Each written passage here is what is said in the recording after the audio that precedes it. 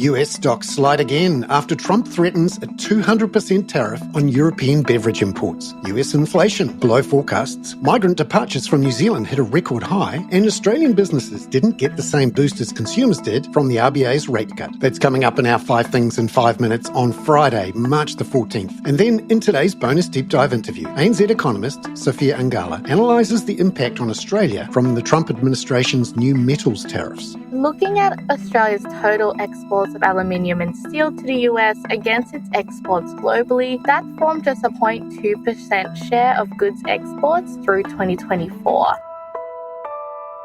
But first, in 5 and 5 with ANZ, US stocks and bond yields fell again overnight after Donald Trump threatened 200% tariffs on imports of European beer, wine and spirits, further escalating trade wars all over the globe. Markets brushed aside data showing lower than expected US producer price index inflation of 0 for the month and 3.2% for the year. Investors worried too about comments from Trump officials that they were relaxed about markets falling. As of 4 a.m. Sydney Melbourne time, the S&P 500 was down 1.5% and the Nasdaq down 2%. The US 10-year Treasury yield was down 3 basis points to 4.28%. Here's ANZ Head of G3 Economics, Brian Martin. Comments from US Treasury Secretary Bessent that the administration is not deterred by a little volatility weighed on short-term sentiment. Bessent made it clear that the administration is focused on the longer-term aims for the real economy of rebalancing trade and how that should benefit markets and the US population in general. As of 4 a.m. Sydney Melbourne time, the US dollar index was up 0.2%, the Aussie dollar down 0.7% at 62.77 US cents, and the Kiwi down 0.5% at 56.99 US cents. Oil fell 1% to $67 US a barrel for West Texas Intermediate futures, and gold rose 1.4% to $2,975.40 an ounce.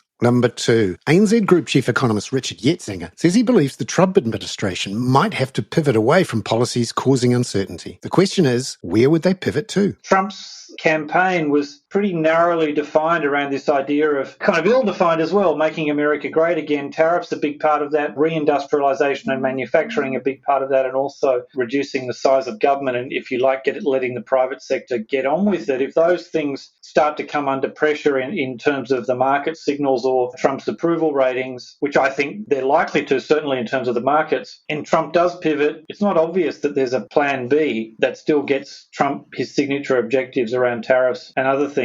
I hate to say it, but is it a pivot to nowhere? Number 3. Annual departures of migrants from New Zealand hit a record 122,800 in the year to January, up 18% from a year ago. Migrant arrivals fell 31% to 155,300. That gives a net inflow of 32,500. Now that's down from the October 2023 peak of over 135,000. Here's ANZ Senior Economist Miles Workman on those rising outflows. Ultimately, that will come down to New Zealand's relative economic performance, and in particular, how much opportunity there is in our labour market versus labour markets abroad. So the one we tend to focus on the most here is clearly going to be the Australian labour market versus our own. And I mean, our last read on the unemployment rate locally, 5.1%. The Aussies' last read there, 4.1%. So there's a whole percentage point difference between their unemployment rate and ours. Number 4. Meanwhile, the number of overseas travellers to New Zealand rose by 43,800 to 370,200 in January.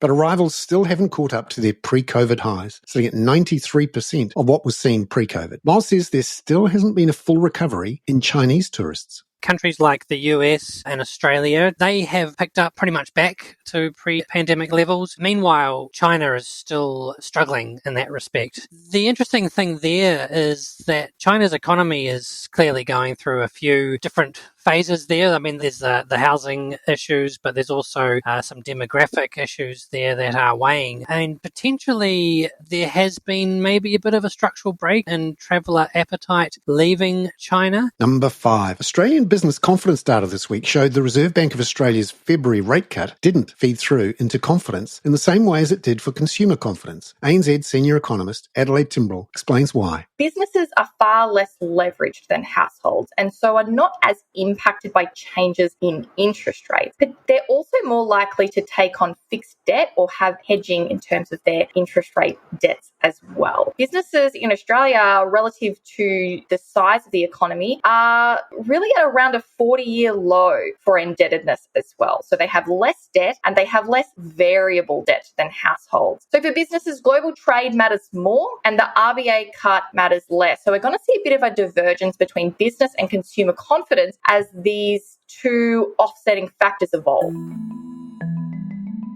Adelaide Timbrell there. Now, on today's bonus deep dive interview, ANZ Economist Sophia Angala talks with my colleague Alex Tarrant about the potential effects of metals tariffs on Australia's economy. Australia historically runs a large goods trade deficit with the US, meaning Australia imports more from the US than Australia exports to them. And this suggests that Australia is less likely to be a direct target for US tariffs. So excluding confidential items of trade, Australia's top 5 goods exports include beef and other meat, gold, pharmaceutical products, aircraft and other parts, and medical instruments. Notably, aluminium is Australia's 10th largest goods export to the US. Meanwhile, on the imports side, Australia's top 5 largest imports from the US include aircraft, spacecraft and parts, goods vehicles, electrical machinery, pharmaceutical products and computers. And so we have seen, though, this announcement of the 25% steel and aluminium tariffs from the Trump administration. And so, just walk us through a bit more. What are Australia's exports of these to the US and what proportion of Australian exports do they account for? In the year to December 2024, Australia exported around 7.2 billion in AUD of aluminium and steel globally. Over that same period, just 819 million or 11.3% of these products went to the US. So compare that to Australia's largest export destination for aluminium and steel products, South Korea. They're at 19.1% of Australia's total aluminium and steel exports. So looking at Australia's total exports of aluminium and steel to the US against its exports globally, that formed just a 0.2% share of goods exports through 2024. So while these aluminium and steel tariffs are likely to affect local producers, in aggregate, the steel tariffs are unlikely to significantly impact Australian goods exports. Could the new tariffs potentially affect one or two states or companies to a greater extent than that aggregate effect? And then I guess more generally, how do the current trade ructions outside of just the steel and aluminium tariffs, how are they likely to affect Australia's economy more generally? So these steel tariffs are likely to affect local producers who predominantly focus on that product, but in aggregate, the steel tariffs are unlikely to significantly impact Australian goods exports. So really the larger impact from US tariffs are likely to be indirect exposure through key trading partners. For example, China is Australia's largest trading partner, being the number 1 destination for exports and number 1 source for imports. So that additional 20% total of US tariffs placed on China will weigh on China's export revenue, and if that leads to a downgrade in China's economic activity, it will soften demand for Australian exports, particularly its commodities. But historically, Australia's commodity exporters have been able to redirect sales to other markets easily. For example, after China placed a ban on Australian coal exports in late 2020, Australian exporters found other markets relatively easily, such that over the year of 2021, coal export volumes to the rest of the world, excluding China, ran higher than it did in the couple of years beforehand. So looking globally, as Australia is a trade-exposed economy, the largest tariff-related risk for Australia arises from a potential rise in trade tensions. How much of an eye does the RBA have on this in terms of their forecasts